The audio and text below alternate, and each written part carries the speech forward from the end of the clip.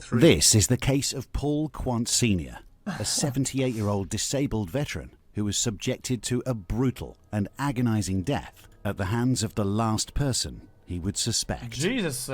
Yo, chat, somebody scan for Taz. I want to see Taz. If there's Taz, tell me. Blues Creek in northwest Gainesville, Florida, seemed like a safe place for Paul Quant Sr. to settle down.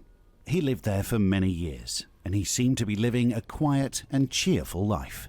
He was described by many who knew him as a kind-hearted gentleman who always saw the best in people, no matter who they were. On the night of January the 9th, 2012, however, the idyllic vision of his safe neighborhood was shattered when the 78-year-old disabled Navy veteran became the victim of a violent home invasion.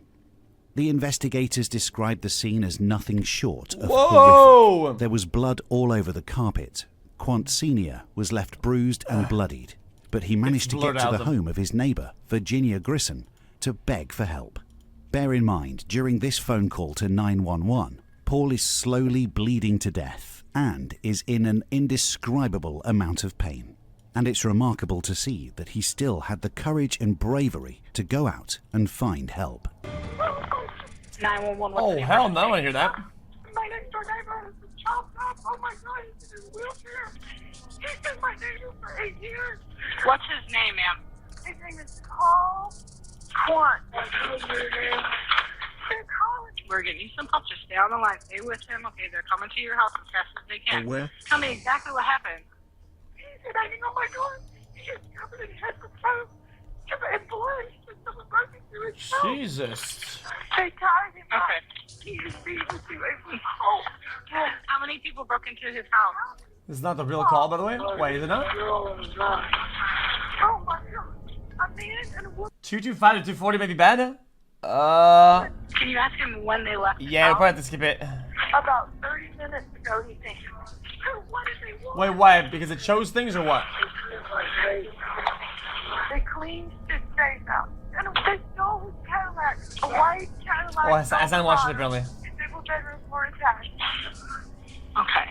Oh, I know. She's been in the ambulance. I'm so sorry. With significant head trauma and a sizable piece of his forearm sawed off by a knife, police concluded that he had been tortured in the midst of the robbery, likely in an attempt to get information about valuable assets in the home.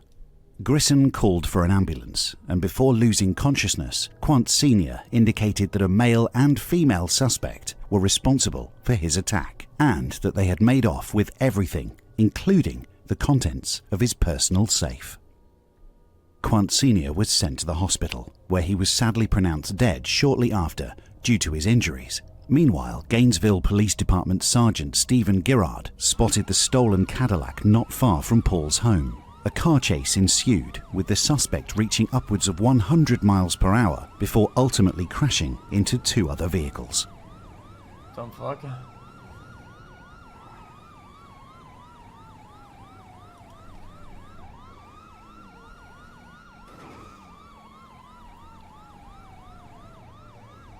Wait, bro. Bro, we can barely see shit in this.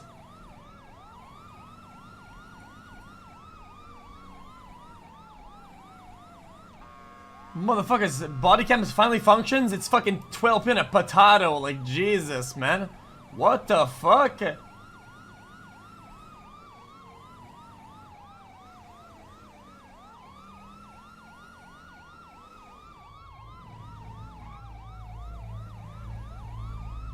Wait, is this GTA audio?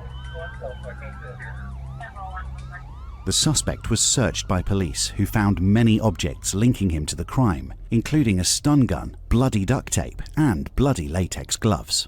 They quickly put him under arrest, as he invoked his right to remain silent.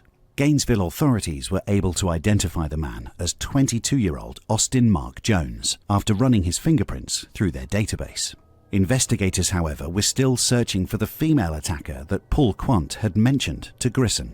By speaking with friends and family, police learned Paul was frequently visited by caregivers, and that each healthcare professional was required to sign in and out, confirming they had visited him. Authorities found that one caretaker's address matched Mark Jones' current address. It was his 22-year-old cousin, Miranda Martin. At her listed address, investigators found Martin's boyfriend, Chad McKee, who claimed he had no knowledge on the incident. They took him to an interrogation room for a formal interview. Gee, that looks like a fucking lizard, B. She's been my girlfriend for about 6 years. Do you know where she's at right now? Sorry. As far as I know, she was at work. You know a guy by the name of Austin? He's Miranda's cousin. He's in jail. Or he's at the hospital. He's fixing to go to jail. All I can tell you about Austin is that I know that he has been in trouble a few times. But other than that, I don't really know Austin. When's the last time you heard from Miranda? It was 2:54 a.m. Bro, she looks like one of those Zelda fucking NPCs, yo. And that was really, I mean, I just told her I was watching a movie. What time was Miranda supposed to get off work? She told me 8. Hey, yo, Jesus. We don't want you caught up in something that you shouldn't be caught up in. Jesus. It's a very serious crime. Attempted murder. That's a Invasion, gremlin. robbery. A lot of bad stuff. We really had a character for her to do anything like what you're talking about. I mean, I've been with Miranda for 6 years and she hasn't done anything against the law other than traffic citations. It's possible she's not involved in this. No, I know, like I said, It's possible our information has led us to her. And when we finally reach her, we'll find that she wasn't at all who we were looking to speak with. Well, if you will, hang tight, and we're going to meet with the sergeant and make sure he's good with everything.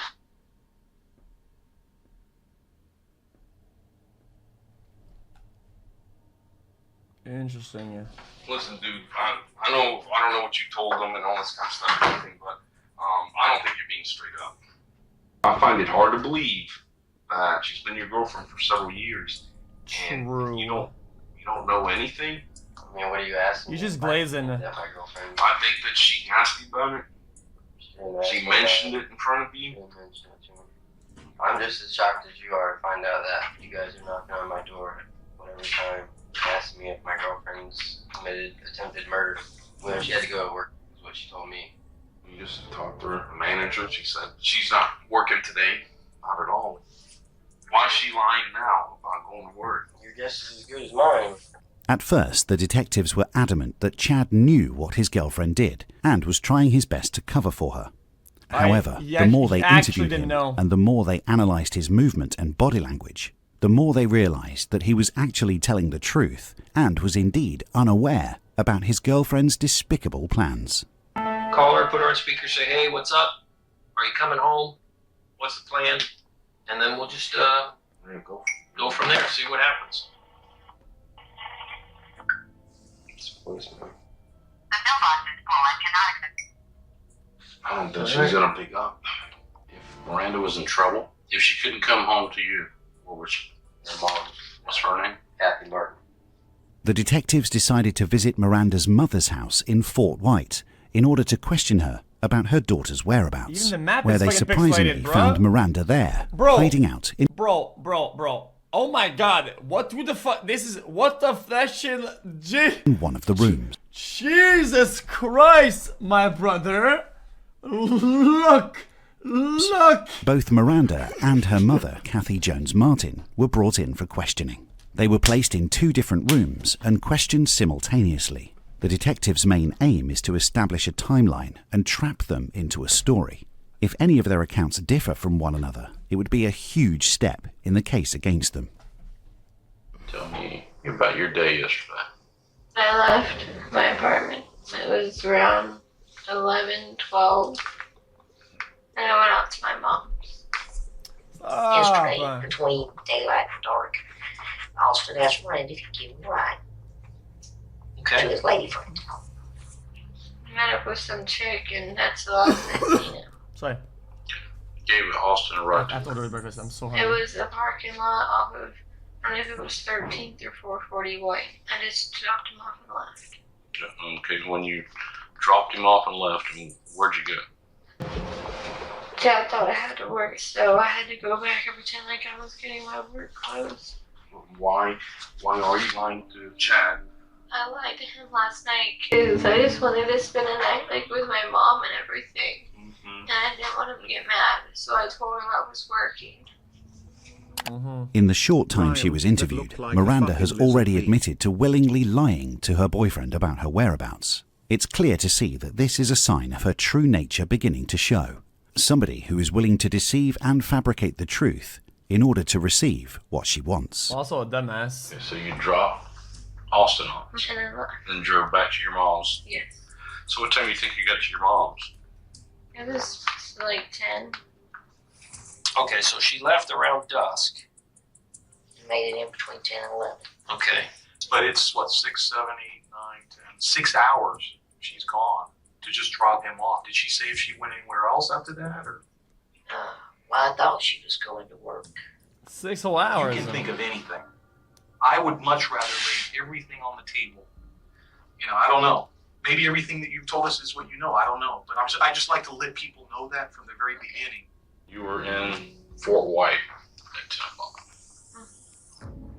I take it that you had your phone with you. The detectives believe that she was in Gainesville, where Paul Quant resided, on Monday, January 9th. However, both Miranda and her mother are adamant that she was in Fort White that night, 32 miles away from Gainesville, because Miranda wanted to spend the night with her mother. The detectives need to first of all prove that this is not true if they want to build a case against her. If your signal was bouncing off a tower towards Gainesville at 11 o'clock, would that surprise you? Yeah, it would surprise me. There is a reason. We want you to be able to explain it now before... Okay, because I thought my boyfriend was cheating on me, okay? So I drove back just to see him. xQc Oh, hey! Come on! I'm watching this, yo. Come on. You mind going back? It was around like 1 or 1:30.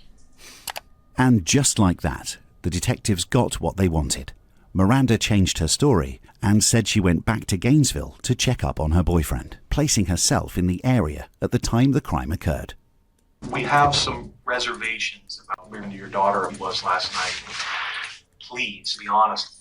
She spent the night at my house last night. She made it in between 10 and 11. She rented the movie Paul, and we watched that. Miranda's mother, however, continued to stick to the story, pleading that her and her daughter were together the whole night. This is most likely a story they rehearsed many times before this interview. Frustrated, the detectives decided to conclude the interrogation, as it was clear it wasn't going anywhere.